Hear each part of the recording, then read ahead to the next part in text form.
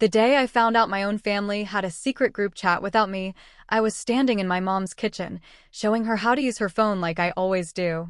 I lean against the counter and watch my mom fuss with the kettle, like it is the most complicated machine on earth.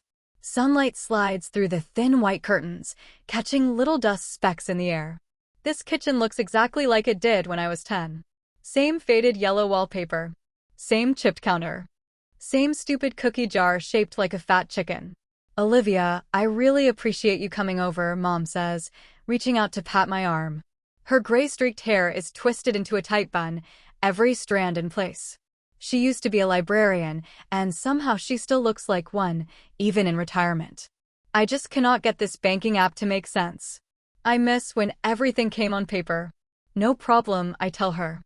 My voice comes out calm and cheerful, the way it always does in this house. I am 31 years old and still playing the role of family tech support like it is my job title.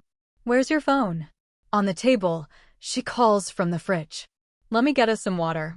She turns away, opening cabinets, clinking glasses. I move to the table and pick up her phone, the sleek new one I convinced her to buy last Christmas so she could keep up with the times. The screen wakes up under my thumb. A notification pops up before I can even unlock it. Group chat. Linda's Inner Circle. A preview of the newest message sits right there on the lock screen. From Brooke.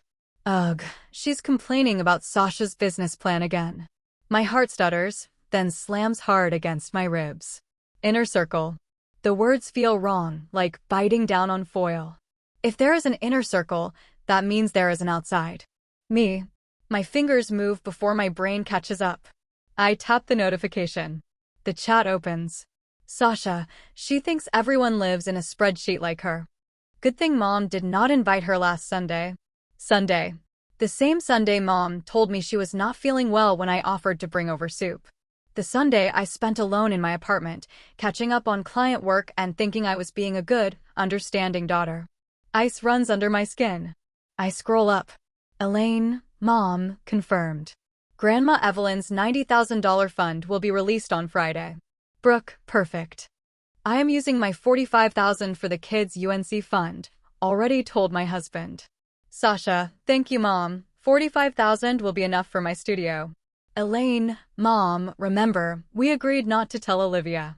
She does not need it, and she will just complicate things. This is for the best. My lungs forget how to breathe. 90,000. Split in half, not in thirds. I stare at the screen while my brain scrambles to catch up. Grandma Evelyn died 4 months ago.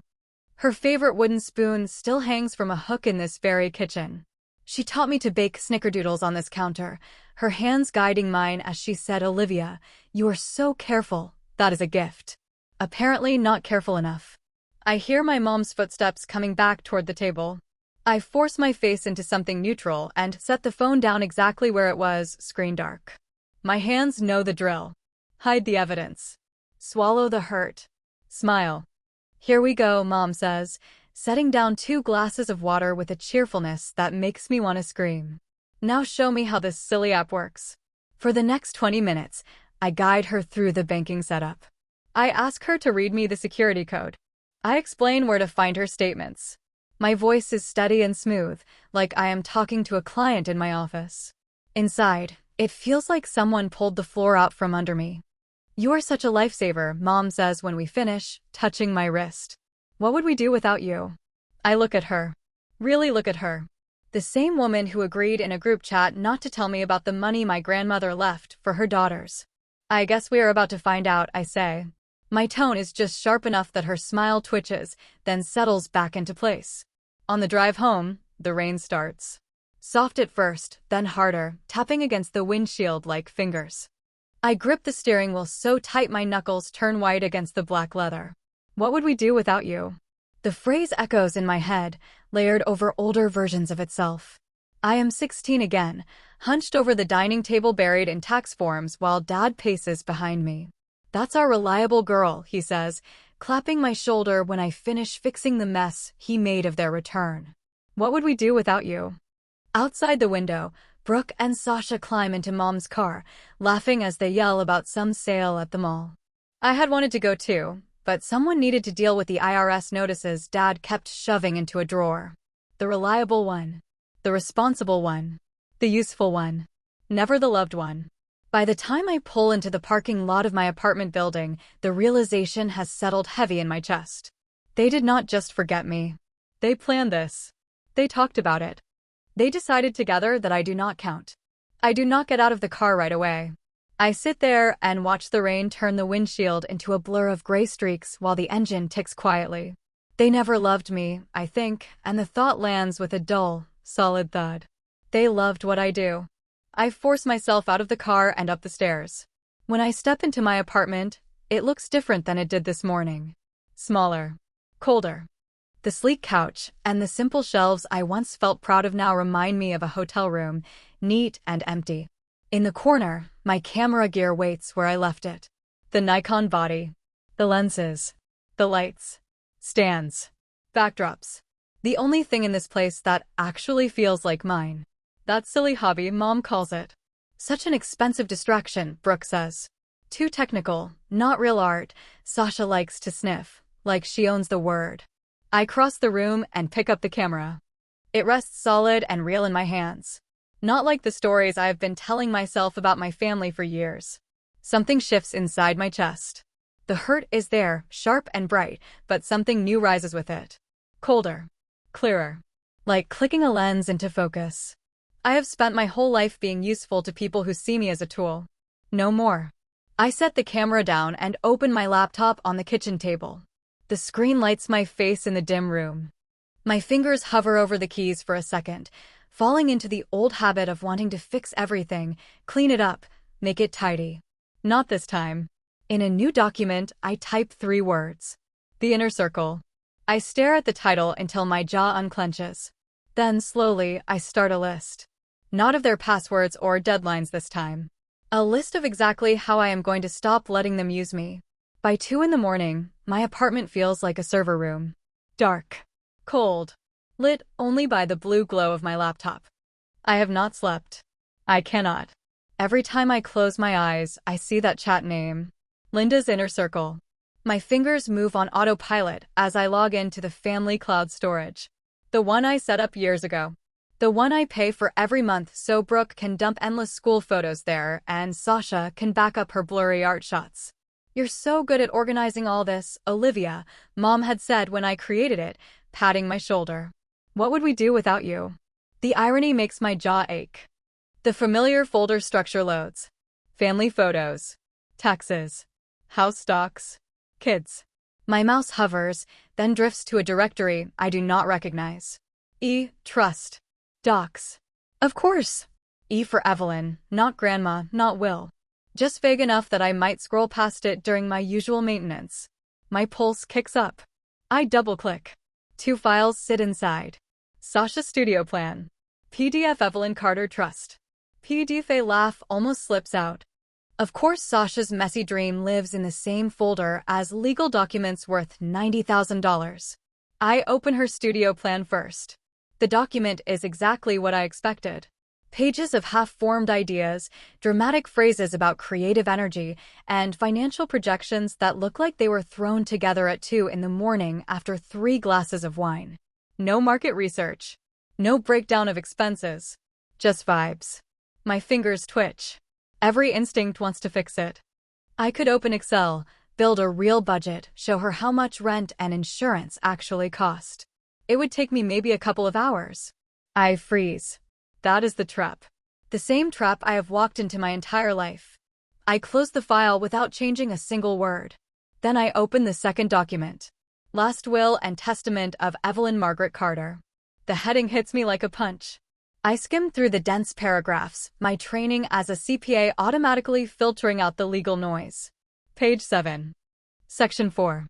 2. The sum of $90,000 to be given to my daughter, Linda Bennett, to be distributed for the benefit of her daughters, as she sees fit. As she sees fit. For little words.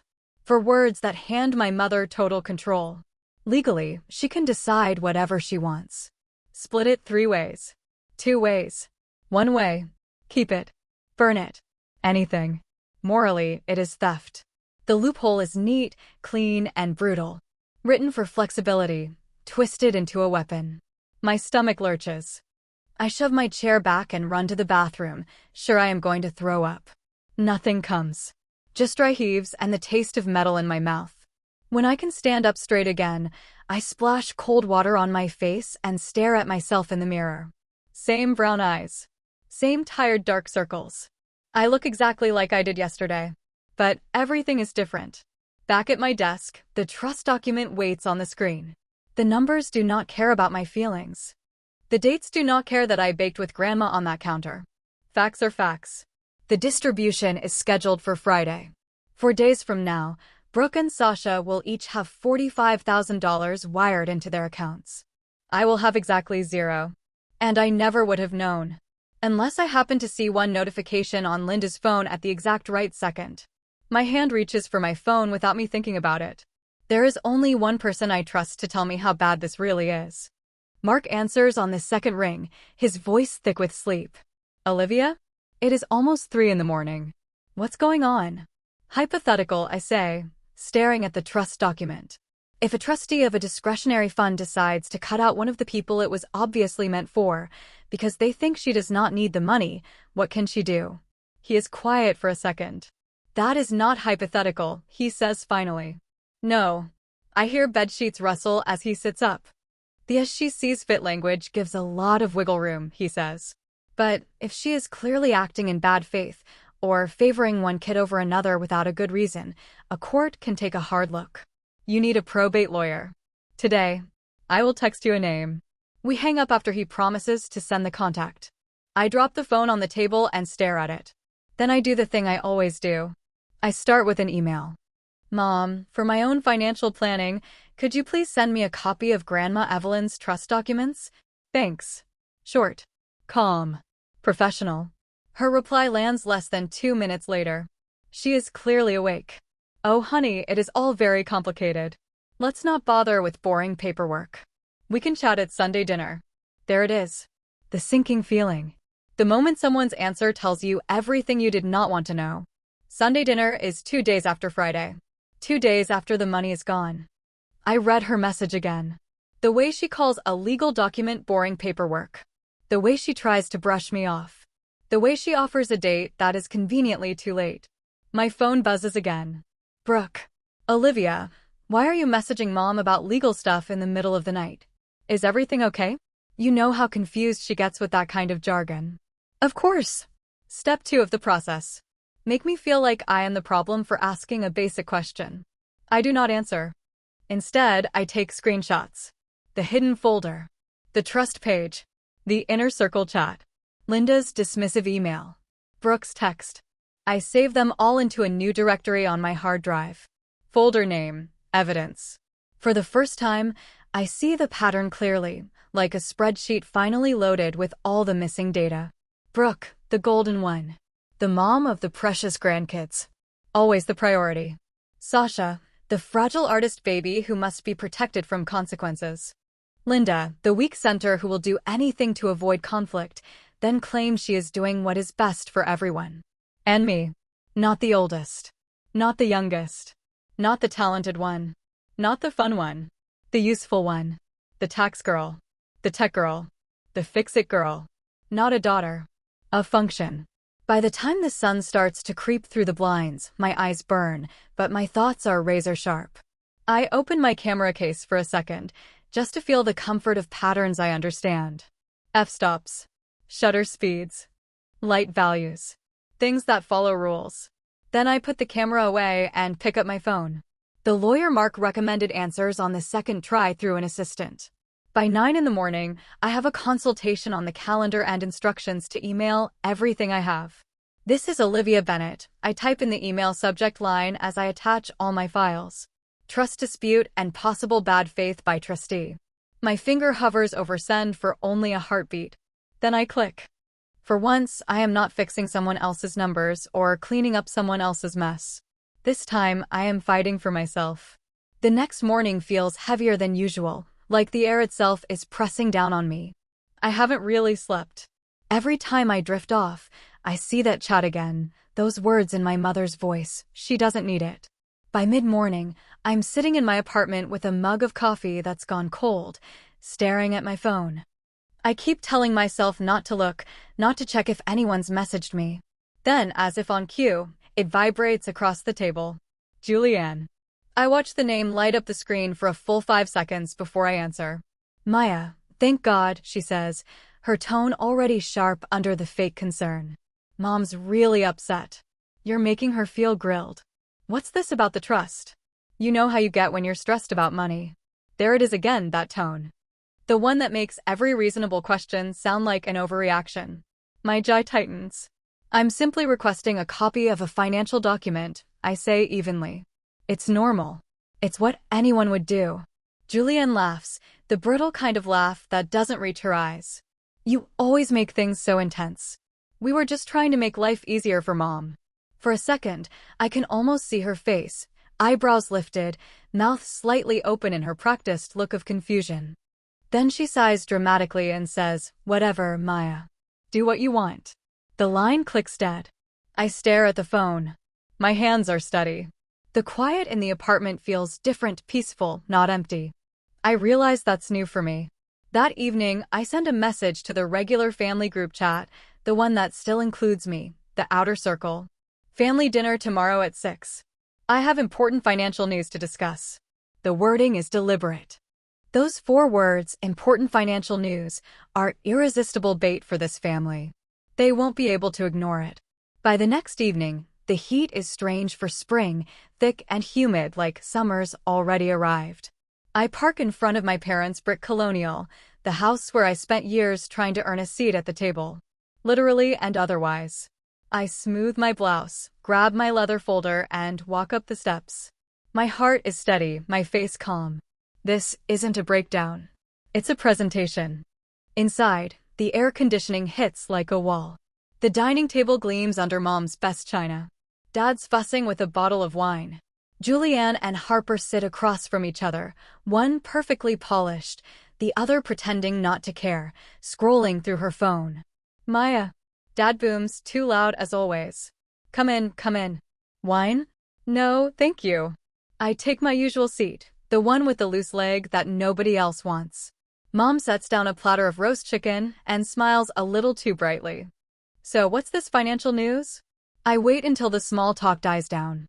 Dad's talking about golf, Julianne about her kids, Harper about her gallery interest.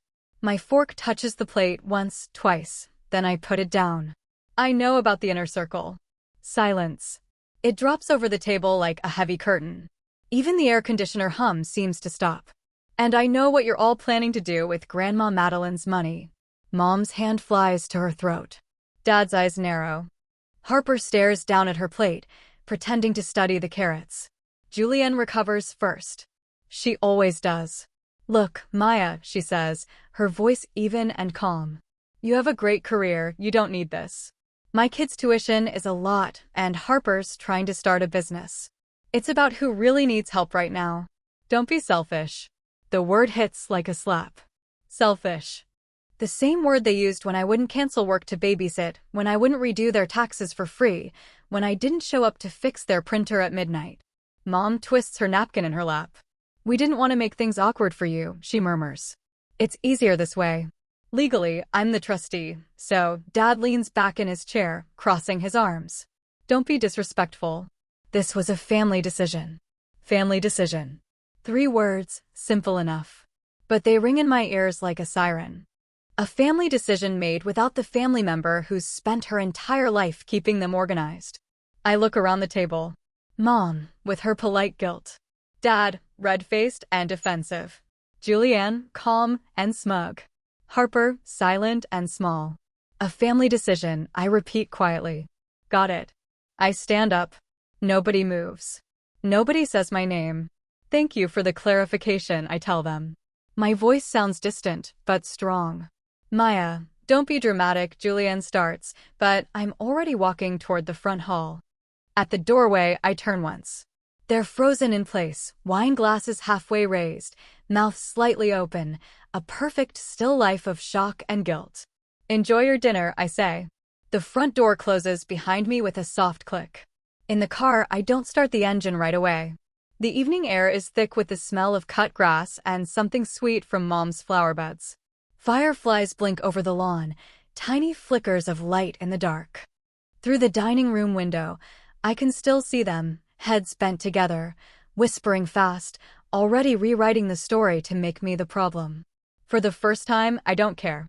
I drive home in silence, the road glowing faintly in my headlights. Every turn feels like a clean break. Back at my apartment, I open my laptop. My hands move automatically, steady and sure. I write down every word I can remember from that dinner, every sentence, every excuse. Then I save the file with a name that feels right, dinner_confrontation_memo. PDF. When I finish, I attach it to an email addressed to my lawyer. I include the trust document, screenshots, and every piece of evidence I've collected. I hover for a moment, then hit send. A reply pings less than an hour later. They have legal control of the discretionary clause, my lawyer writes, but this memo shows collusion and bad faith. What do you want to do, Ms. Torres? I glance at my camera sitting in the corner, gleaming in the low light. What do I want? I start typing. I want my share, I write. And then I want to be free. The next morning begins with the sound of my email notification. For a second, I think it's my lawyer with an update. Instead, it's a message from Julianne, sent to me, Harper, and Mom. Subject line, Family Matters. Her tone is syrupy, her words sharp. She writes that she's concerned about my mental state, that I'm fixated on money, and that Mom only wanted what's fair. I read it twice, then close my laptop before I throw it. It doesn't matter. I already know how this goes. First, they guilt you. Then they make you the villain. When that doesn't work, they panic. By mid-morning, my lawyer's reply comes through. She's firm and calm. They'll likely stall or attempt emotional pressure. Don't respond. Let me handle it. I try to focus on work, but my phone won't stop buzzing. Messages from cousins, aunts, even people I barely talk to. Somehow, the story has already spread. Aunt Laura texts first. Maya, sweetheart, why are you fighting your mom over money? Then Uncle David. You've always been the practical one, don't let greed ruin the family. Greed. That word stings worse than any curse. By the time my phone buzzes for the 20th time, I've stopped reading. The room feels too small, the air too thick. I open a window, but the noise from the street outside barely helps. At 11:13 a.m., my phone lights up again, this time with a notification from Instagram. Harper has posted. The picture shows her sitting on the floor of her apartment, head in her hands, a single tear on her cheek. The caption reads, trying to follow my dream, but my own sister is trying to take my funding away. Some people care more about money than family. My heart pounds in my chest. Within minutes, comments flood in. Stay strong, Harper. You don't need that kind of negativity in your life. Family can be the worst sometimes. It's a smear campaign, perfectly timed and perfectly public. I take screenshots of everything, the post, the comments, the timestamps, and drop them into my evidence folder. Then I send it all to my lawyer with a single line. They're responding through social media instead of email. Her response arrives 10 minutes later. This helps. Stand by. I close my laptop and stare at the blank wall across from me. My coffee's gone cold again. I don't even remember drinking it. When my phone rings next, it's Dad. For a moment, I think maybe, just maybe, he's calling to talk like a grown-up. Maya, he says immediately, his voice hard. I can't get into my retirement account. You changed the password, didn't you? You're locking us out. This is childish. I blink. Dad, I haven't touched your accounts in months. Yes, you did. I just tried. Check the password, I interrupt, already opening my notes. It's the same one I set up for you 2 years ago. Robert Golf 1960. There's a pause, the sound of him typing. Oh, he says after a moment. It worked. He hangs up. No apology. Not even a thank you. I stare at my reflection in the black screen of my phone. That small, stupid moment says everything about our family. Even now, after all of this, they still expect me to fix their problems. At noon, a new email pops up from my lawyer. I've sent your mother's attorney a revised settlement offer. You might want to hear this. When she calls a few minutes later, I put her on speaker and listen as she reads it aloud. My client offered a fair and simple solution, she says. In response, your clients have initiated a public harassment campaign. Therefore, The offer is being raised from $30,000 to $35,000, covering her share plus damages. You have 24 hours to accept before we proceed to probate court. I don't speak for a long time. It's perfect. Clean. Professional. Cold. Is that acceptable to you? My lawyer asks. Yes, I say quietly. It's perfect. She laughs softly. I doubt they'll risk court. Their own behavior just proved bad faith. After the call, I sit at my kitchen table, staring at the muted city outside my window. For the first time since this began, I feel something close to control. When my phone rings again, it's Julianne. I let it go to voicemail. Then Harper. Then Mom. I silence them all. Finally, I text a single line to the family group chat. All communication through lawyers, please. Seconds later, Julianne replies. Maya, don't be like this. We're family. The word family hits the screen like a ghost. I type nothing back. Instead, I open Instagram again. Harper's story has updated. A new post, another tearful photo, another line of self-pity. Dealing with a toxic sibling is exhausting. You try to help them and they twist everything. I take a screenshot and save it. I feel no anger this time. Just clarity. By evening, the silence feels heavier than before. My phone buzzes one last time. Mom. Voicemail. I press play. Maya, honey, she begins, her voice shaky. This has gotten so out of hand. Can we just talk? Mother to daughter. The sound tugs at something deep inside me. For a moment, I almost want to call back. But then I remember the group chat. The plan. The way she typed my name like I was an afterthought. I forward the voicemail to my lawyer with a note. Attempted contact outside counsel. An hour later, a final email arrives. Subject line, settlement confirmed. The message is short. They've accepted the terms. Funds to be wired Friday, the same day the trust disperses. Congratulations, Ms. Torres. They folded fast. I close my laptop slowly. The apartment feels still. Outside, the city hums with life, car engines, laughter, the distant wail of a siren. Inside, I feel something I haven't felt in years. Not anger. Not relief. Power. They thought cutting me out would silence me. Instead, they handed me my voice. I pick up my camera, adjust the focus, and capture the light spilling through my window. For the first time, the shot feels effortless. This isn't revenge. It's documentation. Proof that I'm done being useful. Proof that I finally chose myself. Friday morning starts quiet, too quiet. The kind of silence that feels heavy, like the world is holding its breath. The coffee machine hums, my phone vibrates once, then stops.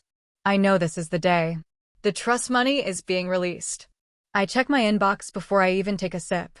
No new emails. My lawyer said everything was finalized yesterday. The money should hit my account sometime this morning. Still, a small, nervous part of me expects one last surprise from them. At 9:14 a.m. The phone rings. It's Mom. For a second, I consider letting it go to voicemail, but something in my gut tells me to answer. Maybe I need to hear her say it. Maybe I want to see if she'll apologize. Hello, I say, keeping my voice neutral. Maya, she begins, and I can hear the tears before she even says another word. You're tearing this family apart. Over money? Is that really what you want? I don't say anything. I just listen. Her sobs fade into a shaky breath. Your grandmother would be ashamed of you, she continues, her tone firming up as if she's rehearsed this. Family comes first, Maya. That's what she taught us. You've forgotten that. I glance at the window. A bright red cardinal lands on the sill, feathers catching the morning light. Grandma Evelyn used to say cardinals were messengers. The timing almost makes me laugh. Mom's voice softens again. Just let it go, please. Be the bigger person, sweetheart. That's what you've always done. That's who you are. There it is, the same trap, polished and familiar. Be the bigger person. Translation: swallow your pride, fix everything, pretend it's fine. For a moment, I almost fall for it. Then something inside me straightens. No, I say quietly. You tore this family apart. You did it in secret. You hid it behind that inner circle. I'm just sending the bill for my exit. She gasps, like the words physically hit her. Maya, that's not fair. This isn't between us anymore, I say. Please talk to my lawyer. Don't you dare hang up on me, she snaps, the sweetness vanishing. After everything we've done for you, click. The call ends. My thumb hovers over the red button for a second longer than necessary. My hands should be shaking. My heart should be racing. Instead, I feel nothing but calm. It's over. The cardinal on my windowsill flies away, disappearing into the blue morning sky. I take a long sip of my coffee. It's gone cold, but I drink it anyway. 20 minutes later, my lawyer calls. Good morning, Ms. Torres, she says, her voice brisk but warm. They've accepted the final terms. $35,000 to be wired today, upon full release of claims. That's what we offered, I say. Yes, and surprisingly, they didn't argue. It seems their attorney convinced them this was their best option. Do you want to proceed? Yes, I say, the words steady and simple. She promises to send the documents for my signature and wishes me a peaceful weekend. 3 hours later, I'm at work, filing tax extensions for a client when my phone buzzes again. Banking alert. I open the notification. Deposit received, $35,000. For a long moment, I just stare at the number. It feels strange seeing it there, money that was mine all along, money they tried to take away. The irony stings, but it also feels like closure. $30,000 I was owed. $5,000 extra for their lies. Freedom quantified. When I get home, I sit at my desk and open a blank email. The cursor blinks at me, steady and expectant. I start typing. To Elaine Bennett, Daniel Bennett, Brooke Bennett, Sasha Bennett. Subject: termination of pro bono services. This email confirms receipt of the $35,000 settlement related to the Evelyn Carter Trust. As of today, I am formally ending all pro bono accounting and technical support previously provided to you. I pause. Then, carefully, I start listing everything they'll now have to handle themselves. Daniel, your retirement account login is still Robert Golf 1960. Please contact Vanguard for all future assistance. Brooke, your children's college forms, FAFSA, are due March 1st. I suggest reaching out directly to the financial aid office.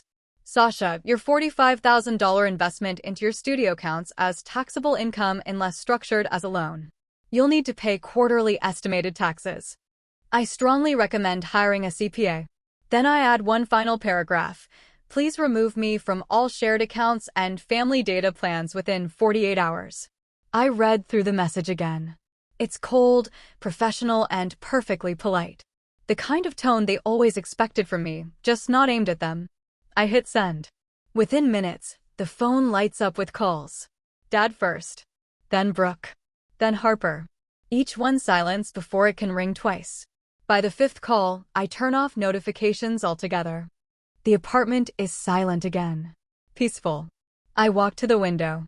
Outside, people hurry along the street, chasing buses, laughing into phones, living lives untouched by betrayal or family politics. Behind me, my phone vibrates one last time, then goes still. Somewhere across town, they're realizing what my email really means. No more tax prep. No more tech help. No more free labor. They're on their own now. For the first time in my life, so am I. I turn away from the window, grab my camera, and frame the city through the lens. The view is clear. Balanced. Alive. Click. The sound echoes softly in the quiet apartment. That's the shot I've been waiting for. The one that proves I'm finally free. A week passes before the noise dies down. No more missed calls. No more guilt-soaked texts. The silence feels strange at first, like standing in a room where a machine has just been turned off. Then it feels good. Every morning, I wake up before sunrise, make coffee, and sit by the window with my camera. I take pictures of the street below, of people walking dogs or rushing to work. The light changes every minute, and I never noticed how beautiful that was before.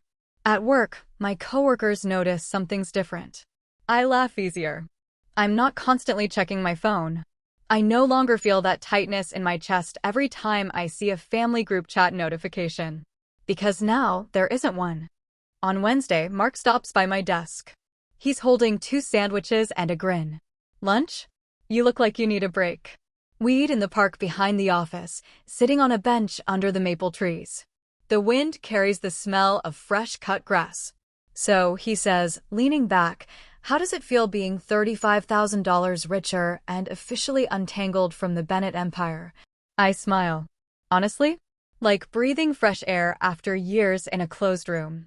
He laughs. You deserve it. They took advantage of you for too long.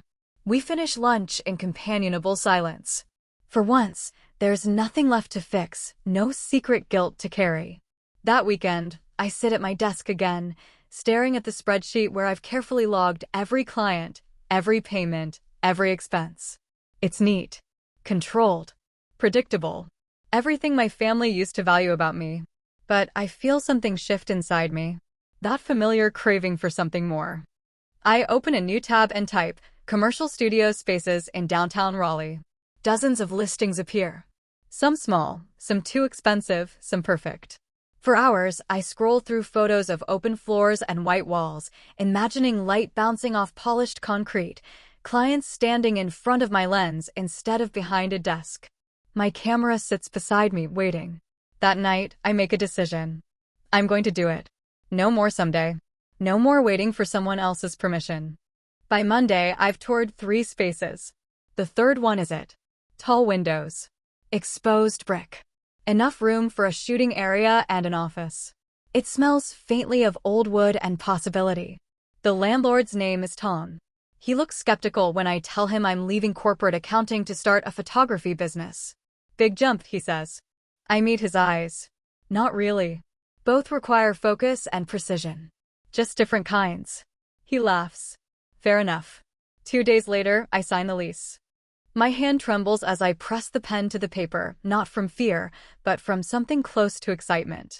That night, I call Mark. You did what? He says, nearly choking on his coffee. I signed the lease. The studio's mine. He's quiet for a moment. Then, softly, I'm proud of you, Maya. The words hit harder than I expect. Nobody in my family ever said that without strings attached. Over the next few weeks, I throw myself into setting up the studio. I buy lighting kits, backdrops, stands. I paint the walls white and polish the old floors until they shine. I hang one photo in the center of the main wall, the shot I took the day I sent that final email. The one of the city bathed in late afternoon light. The one that felt like freedom. Every time I look at it, I remember that moment. The sound of silence after years of noise. The clarity of choosing myself. By the time the studio opens, the money is nearly gone, but I don't feel poor. I feel lighter. Clients start slow at first. Then faster. A corporate headshot session leads to a small product shoot, which leads to a full-scale brand campaign. The work flows naturally. The camera feels like an extension of my hand. One afternoon, I take a break between sessions and check my messages. A new email waits from Mom. Subject line, hi. I stare at it for a long time before opening it. Hi, honey. It's been a while. I saw your studio website. It looks beautiful. I'm proud of you. Maybe we can talk soon? I sit there, rereading it until the words blur. A year ago, this would have broken me. Now, it just feels distant. Like a letter from another life. I type slowly, thinking through every word. Hi, Mom. Thank you. I appreciate the message. I've forgiven everything for my own peace, but I'm not ready to reconnect. I wish you all the best. I hover for a second, then press send. There's no satisfaction. No anger. Just quiet closure. That night, I stay late at the studio, editing photos while soft jazz plays from my laptop. The city outside glows gold against the dark.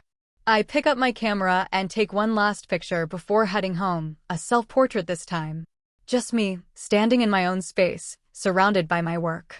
The flash goes off. Click. I look at the preview on the screen. The image is sharp, steady, alive. And for the first time in my life, so am I.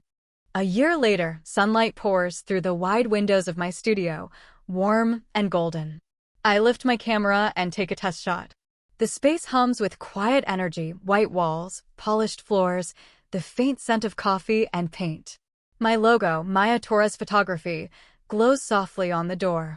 Mark stands beside me, grinning as he hands me a glass of champagne. To new beginnings, he says. I smile, the kind that reaches my eyes. To freedom, I reply. The $35,000 that was supposed to be stolen from me built this place. The equipment, the lights, the website, all of it. Funny how money changes meaning when it's finally yours. Clients come and go, laughter filling the air. My assistant, Amber, waves as she leaves for the day, calling, "See you tomorrow, boss." I still love hearing that word. Later, as the studio quiets, I check my phone. A single unread message from Mom. "Proud of you, sweetheart." I read it once, smile softly, and put the phone away. Some bridges don't need to burn, they just fade into the distance. I lift my camera again and take one last picture, the studio bathed in golden light, every detail in focus. Click. That sound still feels like power. Like peace. I finally built a life that doesn't need anyone's permission to exist. And for the first time, I'm not the reliable one, or the fixer, or the function. I'm just me. Free. What was your favorite moment? Drop it in the comments below and don't miss more thrilling stories like this. Subscribe and hit that notification bell so you never miss an upload.